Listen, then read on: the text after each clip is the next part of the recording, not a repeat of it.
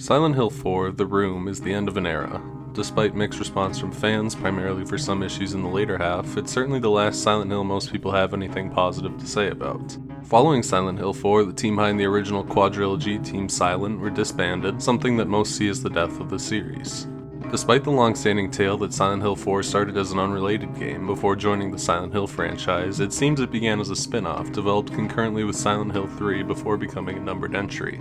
Silent Hill 4: The Room follows Henry Townshend, a fairly normal man renting an apartment, room 302. 5 days before the game starts, he begins having nightmares. His door becomes mysteriously chained shut, and no matter how hard he tries, nobody outside the room can hear him. While completely trapped in his room, he finds a portal to the outside in his bathroom, taking him to an alternate dimension, the Otherworld. However, unlike most Silent Hill games where the player controls a character who is in their own Otherworld, the Otherworlds of Silent Hill 4 belong to Walter Sullivan, a serial killer who's part of the Order, the cult behind many things in Silent Hill. Walter uses his connection to the Otherworld to find victims as part of a ritual called the 21 Sacraments, a ritual he believes will reunite him with his mother, but will instead bring about the coming of the Order's god and the apocalypse. Silent Hill 4's primary gameplay is much the same as the other games in the series. While traveling Otherworlds, Henry explores, solves puzzles, although there are very few comparatively in this game truthfully, and fights enemies. Exploration is fairly straightforward. Most chapters will have items strewn about, ranging from weapons, health, to key items, which most chapters will have. Henry only has 10 inventory slots, but I'll touch on that in the other half of the gameplay, just keep it in mind. There are also often notes spread in levels. These collectibles add to the score at the end of the game, but a few are necessary as they guide the player, give hints and riddles to puzzles nearby, which are good at giving a vague idea of what to do without ruining the sense of discovery from actually solving it. Outside of that, the level design is also generally very good. Levels have a naturalistic feel but still do a good job of balancing exploration with clear signposting. The game's map is incredibly detailed, even marking locked doors and labeling important rooms. Puzzles tend toward inventory type puzzles, primarily using items in specific places. There are a few others, such as finding passcodes to locked doors, some of which are very creative, all of that's also for later.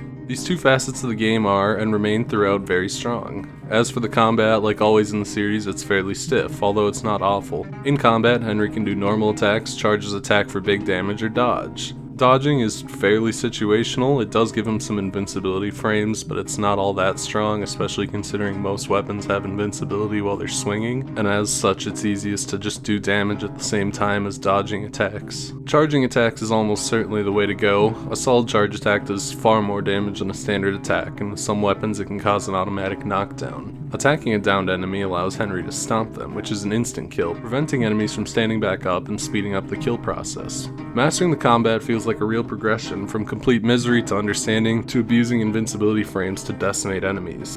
This of course is also dependent on weapon choice. Every weapon comes with its own charge speed, damage values, range, and even animations, meaning each is very different, although some, like the rusty axe, are a solid cut above. There's also guns, although they're far less common than in other games in the series. The game only has 2 guns, the pistol and the revolver. Both are fine, but neither see much use outside of a single application for the pistol that I'll talk about later. The second half of the gameplay is brand new to Silent Hill 4, The Room. Room 302 serves as a hub of sorts, which can be returned to through portals spread throughout the Otherworlds. Here Henry will slowly regenerate health, access his item storage to manage inventory, save the game, and occasionally solve puzzles or experience story events. Many puzzles require returning to the room for one reason or the other.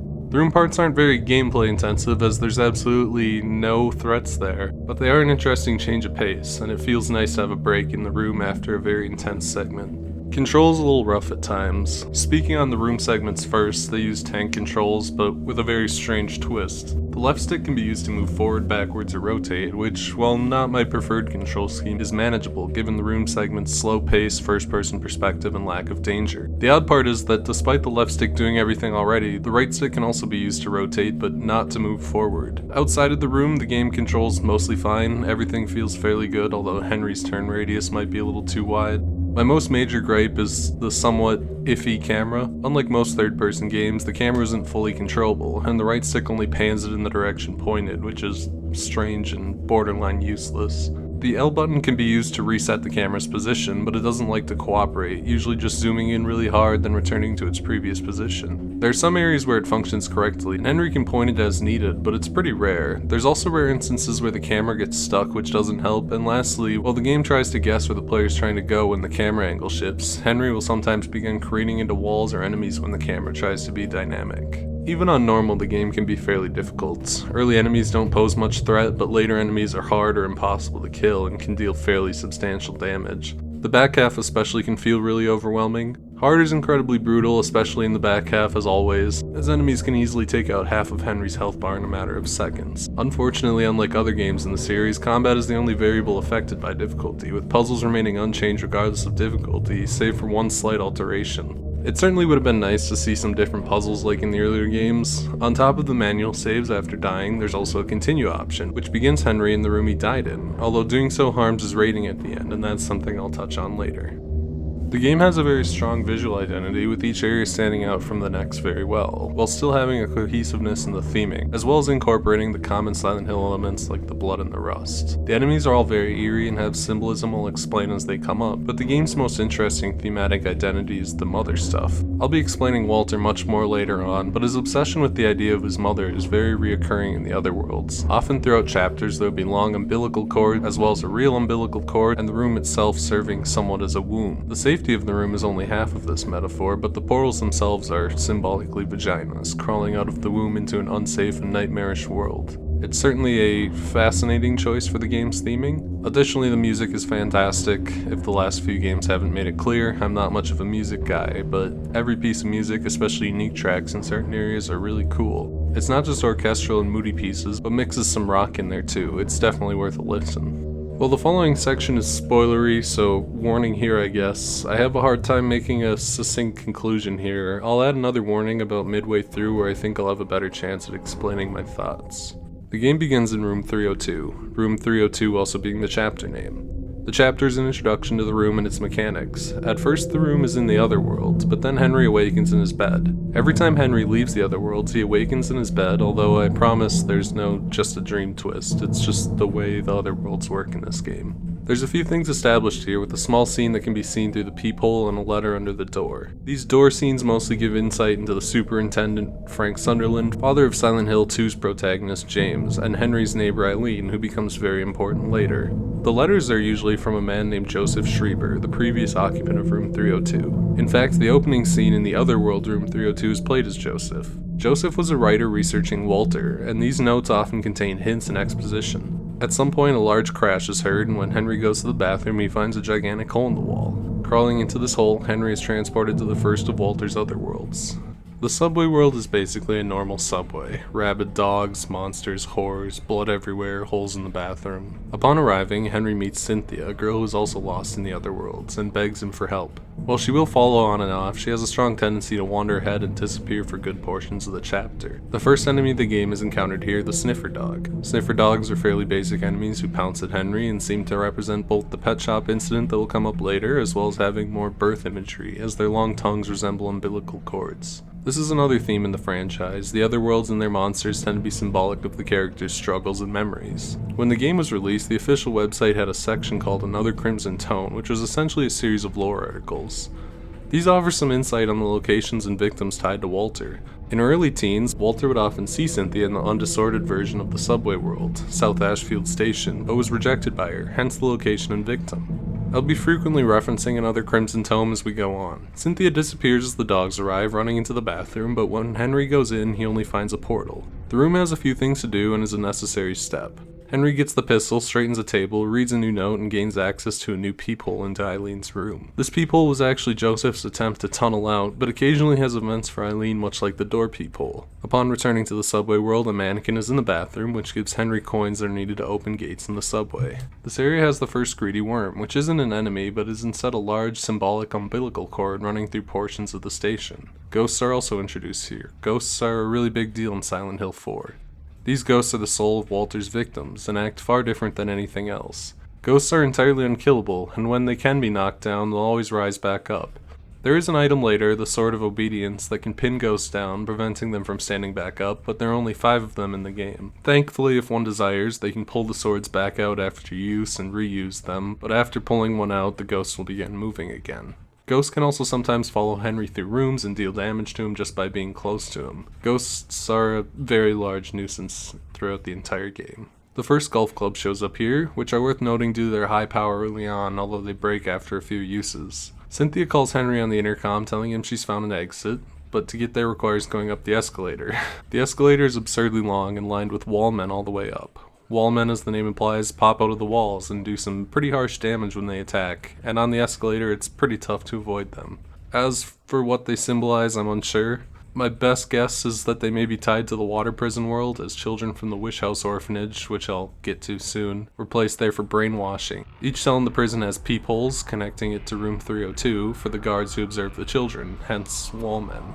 Upon reaching the room Cynthia's in, Henry finds a placard named Temptation. When he gets inside, he finds Cynthia dead. She has numbers carved into her skin, 16121. Skipping ahead some, Walter's serial killings are driven by a ritual called the 21 Sacraments. The first 10 were for collecting hearts, although a few of these first 10 victims are tied to other events. Bobby Randolph and Sign Martin were friends of Jasper Gein, who comes up later. Steve Garland comes back in a big way later. Rick Albert and Eric Walsh have some ties in a later chapter as well, and the Locane siblings reappear frequently. The next 11 all have special requirements tied to how Walter views them. Victim 11, Assumption, was Walter himself, who committed suicide in order to become a ghost and complete the last half of the ritual. The next 3 victims are unimportant, but represent void, darkness, and gloom. And number 15 was the former tenant of room 302, Joseph, Despair, representing him being locked in his room in the same way as Henry. In case it wasn't clear, the 16121 is actually 16 out of 21, marking Cynthia as the 16th victim for the ritual, Temptation, due to Walter's crush on her as a child. After finding Cynthia, Walter wakes up in his room where he can do all the needed chores before going back through the portal, which has grown slightly in his absence. While most of the game takes place in Ashfield, a city a short distance from Silent Hill, the third chapter, Forest World, actually takes place in the titular town. Early on, Henry meets Jasper, who is friends with 2 of Walter's earliest victims, who is near the Mother Stone, a large rock that the Order uses to communicate with their god. On a second playthrough, Henry can also get the chainsaw here. The game also introduces Hummers here, which are giant bug, bat, bird things that attack by flying around, usually in swarms. They're extremely weak and seem to not represent much. After getting through the forest, Henry arrives at the Wish House, an orphanage run by the Order as a means of recruiting new members, including Walter as a child. The house is locked, but there are 3 new paths for Henry to go down. One goes down to Toluca Lake, which is the center of most of Silent Hill 2. Upon reaching the cemetery, Henry meets a young boy who runs off but becomes important later. When he returns to the house, Jasper begs him for something to drink in exchange for something he was given. When he's satisfied, he gives Henry a spade with an inscription guiding him to a place to dig. Once the first puzzle is solved, Henry gets a key that puts him in an infinite loop while trying to return to the Wish House, requiring a little outside-the-box thinking to escape. Upon entering the house, Jasper is burned to death as the Sacrament of Source, although what Source refers to is unclear to me. It may be due to the Wish House being the source of Walter? Again, Henry is returned to the real world, where checking the peephole shows Eileen and the superintendent trying to figure out where Henry is, with the super pointing out that it's not the first time room 302 has had a similar thing happen. Upon re-entering the portal, Henry appears in the water prison world, a water treatment plant converted into a prison. While the Order used the water prison for brainwashing, the guards there weren't actually part of the Order. Instead, they were simply on the payroll, but according to another Crimson Tone, the guards, especially Andrew DeSalvo, were incredibly abusive. On the first floor, DeSalvo is locked in a prison cell, begging Henry to release him. The primary focus of the chapter is on the rotating rooms that form a column in the middle of the jail. These rooms were used to monitor the children, but because some of the rooms have holes in them, properly aligning the rooms allows Henry to reach the basement of the complex, or if he moves things in the right way, to get a secret weapon, the stun gun. The child reappears here, and DeSalvo seems to recognize him. A few new enemies appear. Toadstools and white stools are stationary enemies that don't do much and probably simply represent death and decay as real-life mushrooms do. Tremors are leech-like creatures that also don't do much. They kinda crawl around aimlessly. The most interesting new creature is the Twin Victim, a manifestation of Walter's victims, Billy and Miriam Locane, who died as young children. Twin victims act shyly, only approaching when provoked, attacking, then running off. In early builds of the game, they would also make childlike cries, which were probably cut due to ratings. Once Henry reaches the basement, as expected, DeSalvo is drowned and killed. May seem like I'm underselling this chapter a bit, but it succeeds in exploration by allowing Henry to go into any cell, and the central puzzle with the rotating rooms is really fun, even if it's not that difficult to solve. I'd also briefly like to note that on hard, the notes explaining the rotating room puzzles are replaced with notes that just say, "I'm sleepy and I want to go home." So that's the one puzzle in the game that's changed by difficulty. They just take away the explanation of the puzzle. The next chapter, the somewhat poorly named Building World, takes place across the street from Henry's apartment. The building world is fairly large, spanning multiple rooftops, alleyways, and interiors. Notably, the shops of 3 of Walter's victims, Steve Garland's pet shop, where he and all the pets in the store were killed by Walter, Rick Albert's sports shop, where he was killed, and Eric Walsh, the bartender of the bar Southfield, which is visited in this level, who was killed in his apartment on his birthday, which is also visited in the building world. In this Otherworld, Henry reunites with his neighbor, Richard Braintree. Walter's visits to room 302 as a child made Richard suspicious, so he chased him off, and later Walter would also witness him beating a stalker that lived in the apartment. Richard really isn't interested in Henry's help and runs off right away and stays gone for most of the chapter, although he is briefly seen interacting with the child, as he recognizes the child from hanging around room 302. Gumheads are introduced right away and come in 2 types, the slightly weaker gray ones and the stronger bluer type with 2 heads. Gumheads make noises similar to a monkey while attacking, and even sometimes move like them, and can steal weapons from Henry to use against him. Gumheads tend to travel in groups, which makes them fairly dangerous as well. Gumheads seem to represent men or even just humans in general. Walter sees them as below himself, ape-like, violent, and dumb. While moving through the building, Henry will quickly come across the birthday room where Eric's ghost is pinned by a sword of obedience, which can be taken for later use at the cost of freeing Eric. This chapter is very exploration heavy, going up and down the elevator and exploring around, which makes it somewhat hard to detail. In the bar is a door locked with a keypad, and Walter must travel back through a portal to solve it. It's a cool puzzle that involves realizing where Walter is and utilizing the surroundings from inside room 302. The long staircase at the end seems like a waste of time, because it is, but it's also pure evil, as 2 ghosts follow Walter the whole way up and slowly drain his health. This caused me to lose a fairly solid attempt on my early 10-star attempts. After reaching the top of the staircase, Henry arrives just in time to see Richard get put in the electric chair. After arriving in room 302, Henry spots a man across the street pointing at Eileen's room, which leads him to believe she's the next target. If he peeks into her room, he can see her preparing for a party. When Henry steps through the portal, he ends up in the apartment world right outside his own room, although of course a distorted version. Fearing for Eileen, Henry begins to search for a room key. Once Henry finds the superintendent key, he can get the keys for the rest of the rooms, although Eileen's is missing. Spread throughout the various rooms of the building are also red notes, which Henry can slide under his door and retrieve after returning to the inside of room 302, which is a cute nod to the way he's been receiving letters the whole game. There's also a small moment where Walter shows up in a non-hostile state for the only time. Walter sits on the stairs and gives Henry a doll Eileen gave him as a child when he was homeless. Another crimson tome indicates that this doll holds great importance to Walter as one of the few acts of kindness he's ever received, which is maybe partially why Walter chooses her as the sacrifice that represents the mother. Unfortunately, taking this doll has some repercussions later. One of the letters Henry finds directs him to Eileen's key, but by the time he gets there, it's already too late. Nearby is the young boy, who Eileen thanks for attempting to protect her. Now it's time for the obligatory second spoiler warning. Silent Hill 4 is good up to this point, and if it sounds interesting, play it. It's an interesting game, but the back half is certainly more controversial than the front. Just know that even if you like the first half or find it interesting, you might not like the second.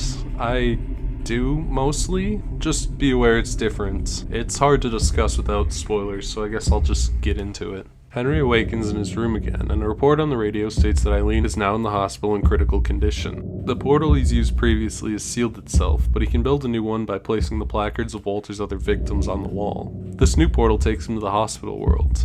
This area is the Otherworld version of St. Jerome's, the hospital Eileen is at, but she's also in the Otherworld version, probably due to her ties with Walter and closeness to death. Throughout the story, the game has drip-fed information about Walter, but I think this is as decent a spot as any to explain him too, although some of this information is presented earlier and later. Walter was abandoned just after his birth, left as a newborn in room 302, being so closely tied to the room that the superintendent actually kept his umbilical cord. Walter believes that the 21 Sacraments can reunite him with his mother, room 302, due to the Order's religion believing that they can bring back their god, who they referred to as Mother, by performing the ritual, and Walter's misinterpretation of such. His own suicide has somewhat merged himself with the Otherworld, giving him some amount of control over it, but also splitting him, as the young boy, who has appeared in various spots, is Walter, attempting to return to his mother, but also lacking the cruelty he'd gained through the Order. Walter is a really well fleshed out character, as each part of the game, from levels to enemies, is designed to speak to his story, his mindset, and the way he views the world, especially as he has some level of control over the other worlds. As a contrast, Henry and Eileen are basically non-characters. Returning to the hospital, Henry encounters Walter doing something to one of the patients, female hospital patient monsters. Not only are they ferocious enemies, but the blood on their outfit comes from the abdomen, which probably ties back to the birth themes of the game. They also burp for some reason. The level itself is one of the shortest in the game, basically just requiring searching randomized rooms on the upper level for Eileen's hospital key in her room, then taking her out and protecting her for the rest of the game. It's also here that the duo realize Eileen can't travel through portals and must be left behind when Henry enters one. As such, to escape the Otherworlds, Henry and Eileen will need to go to the bottom to find what's inside and destroy Walter. Also, the rug is really pulled out from the player here, and I'll admit I somewhat lied earlier to try to recreate the effect. The room is no longer safe, Henry will not restore health, meaning the only source of healing is consumables, and haunting will be again to appear most times when he returns to the room, which can only be cleared with holy candles or saint medallions. Eileen's status and the status of the hauntings are also what determines the ending. While Eileen can't be killed, as she takes damage, she becomes increasingly more cursed, which not only slows her down in chapters, but speeds her up during the final boss, which makes getting the good ending more and more difficult. As for hauntings, there are two less abstract states for choosing the ending, clearing 80% of the hauntings or not. The 4 endings are something I'll return to soon. There are a few other interesting things here. Most iconically, one room has a giant Eileen head, which is probably the only part of the game that actually scared me quite a bit. It's unnerving and could represent a plethora of things, from Eileen's survival in Walter's mind, her nearness to death, or even an influence she has over the Otherworld. The level itself isn't very strong, but it does set the stage for the rest of the game and sets the gameplay too. The Eileen escorting in the back half of the game is contentious. Many strongly dislike the game almost solely because of it, maybe rightfully so. It can definitely be frustrating and obnoxious babysitting her, especially as she's a fair bit slower than Henry, which means waiting near doors or wandering around in circles for her to catch up. But she is surprisingly helpful in combat. She's capable of knocking enemies off Henry, damaging them pretty heavily with some of her weapons, and even killing downed enemies. Love it or hate it, I think the back half is interesting, but I'm also somewhat unsure of what to feel. I'm mixed on it at best, and I know most who play the game are. After escaping the hospital, there's a large spiral staircase down to the next door. Upon entering the door, Henry and Eileen enter into the subway world again, and yes, this will be a pattern. Every world save the hospital will be revisited, although they have new goals, objectives, and twists. The biggest addition to these revisits, and perhaps the most infamous, are the victim ghosts. These ghosts belong to the victims killed in their matching world. In the subway world, it's Cynthia. Victim ghosts are more aggressive, typically have larger radiuses to follow Henry, usually almost the entire level, and have unique attacks. Cynthia is one of the most dangerous ghosts in the game, as her attack holds Henry still and heavily drains his health. Luckily, there's also a silver bullet found nearby, which instantly downs ghosts, although they can also be dealt with using holy candles, saint medallions, or just a lot of attacking, and pinned down with a sword of obedience. There are only 3 silver bullets in the game, although one of them is only available in the short window after getting to the last level and requires almost an hour round trip to go back and forward to, meaning it's really not worth it at all. Cynthia is definitely one ghost to use a silver bullet on, as the confined areas of the train make her an absolute monster. The rest of the chapter is shaped around retrieving items to get into the room where Cynthia was murdered to retrieve a train handle. This requires 3 trips on the escalator. Even with the rusty axe, it still kinda sucks. Once the train is moved, Henry and Eileen can descend to the next Otherworld. Now for the second and last trip to the town of Silent Hill, the forest world once again. From this point on top of the victim ghosts, Walter will also appear and stalk the group, and he can appear almost anywhere through most of the levels, save a few safe areas. Walter can shoot with his pistol or take swings with his pipe. While he can be knocked down temporarily, it's usually best to just run past, as the damage he can deal is just not worth taking. The area's new gimmick centers around a torch Henry finds, which he can light for a short time before it goes out in order to retrieve doll parts from 5 wells spread across the area.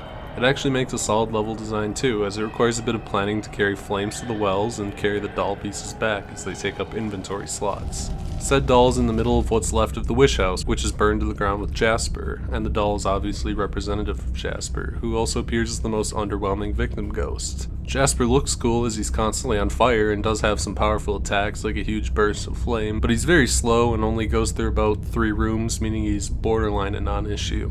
Once the doll is reformed, Henry can enter the basement of the wish house and proceed to the next area. The water prison world revisit unfortunately can't live up to the first trip through. Eileen makes the outdoors miserable, especially considering Walter, and the only real puzzle is getting the prisoner's shirt and soaking in blood, which does nothing but reveal where the exit key is, which is in the hands of DeSalvo's ghost, who won't spawn until the shirt is used. DeSalvo attacks by rolling around like Sonic the fucking Hedgehog. The second silver bullet is probably best used here, and after he's pinned down by the sword, Henry can grab the key and leave, although he'll also have to fight through a room with 6 goddamn twin victims. It kinda feels like a filler chapter. The next staircase leads back to the building world, which is actually an upgrade. The entire chapter here reinforces the exploratory nature of the building world, which is great, although Eileen slows everything down a little bit, which is frustrating. The goal of the chapter is to find 4 items and put them in their related places, according to a memo found early on. The victim ghost, Richard Braintree, appears right away and appears infrequently after. Richard has a teleporting attack and swings a hatchet, making him fairly dangerous, but he appears so infrequently that it hardly matters. Towards the end, any other unpinned ghosts will also start reappearing briefly, although in spots that aren't too hard to deal with. After eventually reaching the bar with Eileen, the keypad door reappears with its password changed, which has a clever twist on the first time around. Following this is the first boss, and a terrible one at that, which makes an otherwise good chapter end on a bitter taste. The one truth is 12 wallmen on moving wall sections that raise and lower periodically. One of the 12, chosen at random, is the controller, and when hit, he stuns every other wallman. Henry must locate this wallman and pummel him to kill all of them, although this wallman can take many hits. They also deal a shit ton of damage to both Henry and Eileen, basically being capable of single-handedly giving a bad ending if Eileen misbehaves. It's pretty horrific. After the one truth is defeated, Henry and Eileen finally reach the bottom. Room 302 of the past is a chapter much like the first. There are no enemies save for potentially hauntings. Room 302 of the past represents the room as it was when lived in by Joseph. The entire area is presented in black and white, which is pretty striking visually. After finding various notes in the apartment, Joseph's ghost, the only non-violent ghost in the game, appears and gives some exposition and the Pickaxe of Hope. The Pickaxe of Hope can be used in the normal version of Room 302 to break open a wall and find a hidden room where Walter's corpse is crucified. Walter's corpse holds the keys of liberation, which allow Henry to finally leave the room. Outside Room 302, the final chapter shows that Walter's plan has progressed so far that the apartment in the real world has begun merging with that of the Otherworld. Enemies appear here, including a new one, Bottoms, which are strange upside-down torso monsters that seem to share their AI with twin victims, although they're slightly more aggressive. Their pose is somewhat reminiscent of childbirth as well. In order to progress, Henry needs to retrieve Walter's umbilical cord, which is in the Super's room. The Super's room is sealed, and to unlock it, Henry needs to find bodies that look like Walter's that give quotes and background on Henry's father, who pushed for his abandonment. The music in this area is also fantastic, and young Walter calling out for his dad is utterly haunting. Once the umbilical cord is obtained, the curse possesses Eileen, causing her to go to Walter. In the room, Walter's corpse is gone, and Henry can drop into a red room that gives him one final heal while he's in the fetal position. This room is effectively an extension of the Room 302 womb metaphor. Underneath this is the final boss area. Here, Eileen is forced to walk towards a giant pool of blood with a giant spinning death thing in the middle. Her speed is dependent on how much damage she's taken throughout the game. Walter's ghost is here attacking Henry, but so is his true form, a monstrous, deformed fetus monster. After giving it the umbilical cord, Henry can grab 8 spears around the arena, stab them into the monster, and then take on Walter's ghost, who acts as he did in the levels. This boss isn't that difficult, primarily just boiling down to baiting out Walter's attacks to get hits in, but it does require some speed to reach the good endings. It's an okay fight, certainly more tolerable than the one truth, but perhaps it's a little too simple and repetitive. There are 4 endings depending on Eileen living or dying and the percentage of cleared hauntings. Clearing most hauntings and saving Eileen gets the best ending, ignoring the hauntings and saving Eileen gets the middle ending, clearing the hauntings but letting Eileen die gets the bad ending, and doing neither gets the worst ending. The best ending is Escape, in which Henry kills Walter, causing young Walter to fade out of existence. After, Henry visits Eileen in the hospital and she decides to find a new place to live. For all the effort the ending takes, it's a pretty mediocre ending, despite it being nice that there's some implication of a relationship between Eileen and Henry, which is cute. By saving Eileen but ignoring the hauntings, the same ending plays out as the best ending, but Eileen wants to return to the Ashfield apartments, and there's a quick shot of Room 302 covered in rust, indicating Eileen has lingering possession, although it's probably not that bad considering Walter is dead. By letting Eileen die but clearing the hauntings, the player gets the Eileen's death ending. Walter and young Walter die, Henry wakes up in his room. Walter's plan is stopped permanently, but Eileen has died in the meanwhile. While it's technically a victory for humanity, it's certainly a bad ending for Henry. In 21 Sacraments, Walter wins. After appearing to die, Henry falls down with a headache, then stands back up in a way that makes him seem possessed. Afterwards, young Walter gets into Room 302, promising to never leave again, while old Walter leans on a wall, and a news report says that everyone has died. Henry, Eileen, and even the superintendent. It's the truest definition of a bad ending. I'd also be remiss to discuss endings without touching on the game's lack of a UFO ending. Silent Hill 4 is one of the 2 games in the series that lacks a joke ending. Usually these endings are hidden with obscure requirements. Hidden in the game's data are a dirty stone and a channeling stone, as well as some strings relating to a UFO ending. And as these items are localized, it seems that the cut to the UFO ending came very late, although it's hard to tell if it was due to time constraints or something else that caused it to get scrapped. Like other games in the series, Silent Hill 4 also has a ranking system. After beating the game, the player is awarded stars. 10 small stars is 1 large star, and there are 10 large stars in the game. The requirements are play on hard, beat the game in under 2 hours in-game time, which only pauses when the game is loading or paused, meaning cutscenes must be skipped, no saving, no continuing, 120 enemy kills, and all collectibles found. There is some leniency with 2 freebie stars that can be used for the 2 saves, an extra 60 minutes of time, 5 missed memos, 12 missed kills, or some combination of the above in halves, such as 30 extra minutes and 1 save. Although truthfully, given the difficulty, 2 saves is probably the best option. The 10-star run is extremely brutal, but its completion is tied to some of the unlockables. Like other games in the series, there's plenty of secrets and unlockables, mostly tied to completing the game in different ways. Firstly, any completion will unlock a brand new fear, a new game plus type mode that stores which endings have been gotten for later unlockables and grants access to the chainsaw in the forest world, although it's not a very good weapon. A brand new fear also has the potential to have 2 more unlockables mixed in. Eileen's submachine gun, a secret weapon for Eileen that is claimed online to be unlocked by scoring a 9.0 or higher, but I got it with an 8.8. The SMG is extremely powerful and makes Eileen even more useful than normal. Using the SMG does damage Eileen slightly, but it's such a small amount for its benefit that she'll still almost certainly end up ahead. If the player got one of the Eileen Survives ending, they'll also unlock the nurse's uniform. This item appears in the final level outside room 302 and needs to be carried through to the ending, which also needs to be an Eileen Survives ending. After this, in the next playthrough, the player is given the option to put Eileen in the nurse costume, which is far more risque than her primary outfit and adds jiggle physics. 2004 was truly a better time. If the player got 10 stars, they will unlock 1 weapon mode, which is supposed to be a challenge mode, although what it really is the same game, but Henry starts with the best weapon instead of having to wait until the end of the building world. 1 weapon world presents Henry with all the main weapons at the beginning of the subway world, and after choosing one, all the other weapons will disappear from the game, save the limited use golf clubs and the plot required pistol. Unfortunately, the 10-star suffering doesn't end there, as getting the second alternate game mode requires getting 10 stars on 1 weapon mode. The mode unlocked for this feat is all weapons mode, which is effectively the reward mode. On top of letting Henry grab every weapon from the start, every time he enters the room, his fridge will be filled with 10 energy drinks for healing, and his laundry room with 4 boxes of pistol ammunition. This mode is effectively a god mode, and I played through it on easy to get the final ending, which was a laughable cakewalk. The final unlockable is gotten by having all 4 endings, and is activated by putting Eileen in her nurse uniform. Human Cynthia will simply wear a sluttier outfit when she's met in the first level of the game. It's odd that this unlockable is behind so much stuff, considering she's only in the game for 5 or so minutes, including her death. Regardless, it is a nice spread of things for people who like the game to strive for. Unlike the other games, Silent Hill 4 doesn't have quite the legacy that the others do. It's seen as somewhat of the black sheep of the Team Silent games. What was originally released on PC, Xbox, and PS2, up until last week when the PC version got re-released on Good Old Games, the game hadn't seen a re-release unlike the others, which had been featured in the notoriously terrible Silent Hill HD collection, available as downloads on PSN, and in a few other places. While the games that came after would make small nods to Silent Hill 4, it's certainly not to the extent that they make nods to the big classics like Silent Hill 2. Concluding Silent Hill 4, the room is tough. In ways I liked it a lot, I think it's interesting at the very least. Walter's good, the monsters and designs and theming are all really cool, and the game is fun, usually. I understand why the back half of the game is like it is, what the team is going for. I even think that pulling the safety out from under the player is a really cool idea in horror, but it's almost too much that it becomes unenjoyably oppressive at times. Balancing Henry's health, Eileen's health, and the hauntings without rest is exhausting, by design, but I can still see it turning off many who attempt to play the game, especially since the back half does reuse all the previous areas on top of that.